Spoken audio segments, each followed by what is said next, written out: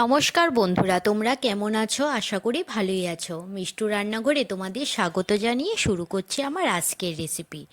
আমার আজকের রেসিপি হলো বেগুন দিয়ে পুঁটি মাছের রসা। বেগুন দিয়ে পুঁটি মাছের রসা আমি কিভাবে বানাই তার জন্য তোমরা সম্পূর্ণ ভিডিওটা দেখতে থাকো। বেগুন দিয়ে পুঁটি মাছের রসাটা করার জন্য এখানে আমি নিয়ে নিয়েছি পুঁটি মাছ, আর আমার লাগবে বেগুন।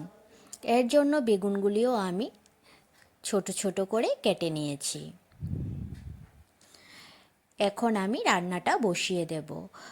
প্রথমে আমি মাছগুলি নুন আর হলুদ দিয়ে মেখে নেব পুঁটি মাছগুলি ভাজার জন্য।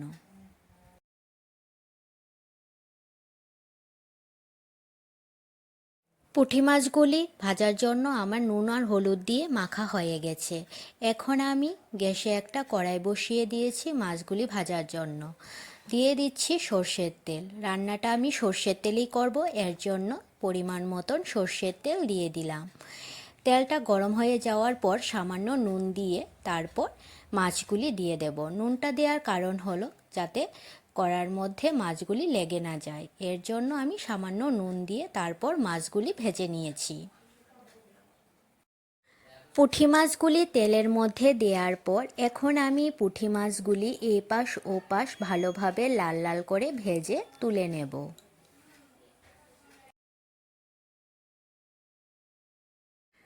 পুঁটি মাছগুলি ভাজা হয়ে গেছে। এখন আমি পুঁটি মাছগুলি প্লেটে নামিয়ে নেব। পুঁটি মাছগুলি নামানো হয়ে যাওয়ার পর এখন এই তেলের মধ্যেই আমি বাকি পুঁটি মাছগুলি ভেজে নেব। পুঁটি মাছগুলি ভাজার জন্য বাকি পুঁটি মাছগুলিও আমি তেলের মধ্যে দিয়ে দিচ্ছি। এই পুঁটি মাছগুলিও আমি লাল লাল করে ভেজে তুলে নেব। বাকি পুঁটি মাছগুলিও আমার ভাজা হয়ে গেছে। এখন আমি সবগুলি পুঁটি মাছ প্লেটে নামিয়ে নিচ্ছি। মাছগুলি ভেজে নেওয়ার পর এখন মাছ ভাজার যে তেলটা আছে এই তেলের মধ্যে আমি আরও কিছু পরিমাণ তেল দিয়ে দেব। অল্প পরিমাণ তেল দেওয়ার পর এখন আমি এই তেলের মধ্যে পেঁয়াজগুলি ভেজে নেব। পেঁয়াজগুলি ভেজে নেওয়ার পর তারপর এর মধ্যে আমি দিয়ে দেব কেটে রাখা বেগুনগুলি।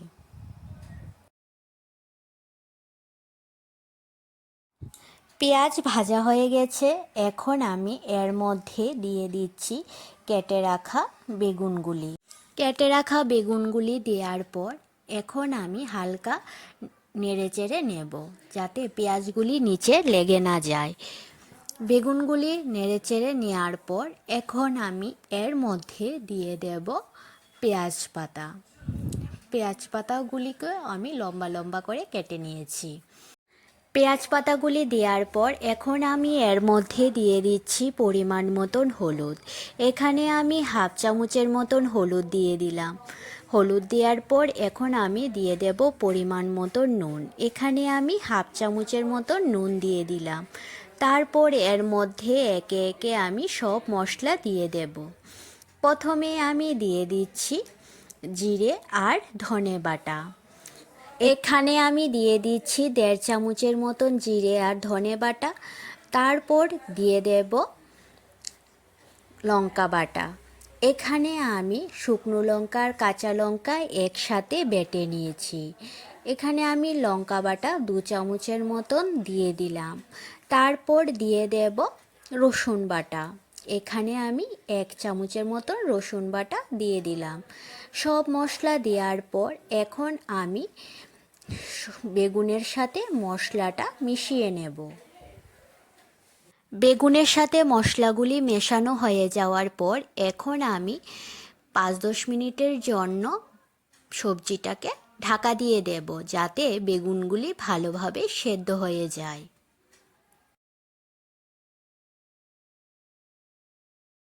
10 মিনিট পর আমি ঢাকাটা তুলে নিয়েছি। বেগুনগুলি খুব সুন্দরভাবে সেদ্ধ হয়ে গেছে। এখন আমি বেগুনটাকে ভালোভাবে কষিয়ে নেব। যখন ভালোভাবে কষানো হয়ে যাবে তখন আমি পরিমাণ মতন ঝোল দিয়ে দেব। আমি যেভাবে পুঁটি মাছ দিয়ে বেগুন দিয়ে রান্না করছি এভাবে তোমরা বাড়িতে অবশ্যই একবার রান্না করে দেখবে, খেতে খুব ভালো লাগে। আর পুঁটি মাছ সব কিছু দিয়ে রান্না করা যায়, কিন্তু বেগুন দিয়ে খেতে খুব টেস্টি হয়। বেগুনটা কষানো হয়ে যাওয়ার পর আমি এখানে পরিমাণ মতন জল দিয়ে দিলাম। জলটা বেশি পরিমাণ দেয়া যাবে না। এখানে আমি অল্প পরিমাণ জল দিয়েছি, যাতে বেগুন আর মাছের গায়ে গায়ে ঝোলটা লেগে থাকে। বেশি জল দিলে ভালো লাগবে না খেতে। এর জন্য আমি এখানে অল্প পরিমাণ জল দিয়েছি।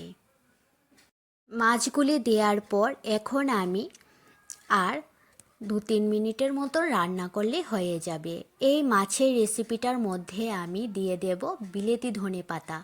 এর জন্য আমি 4টে বিলেতি ধনেপাতা নিয়ে তারপর বিলেতি ধনেপাতার কুচি মাছের উপর ছড়িয়ে দিচ্ছি।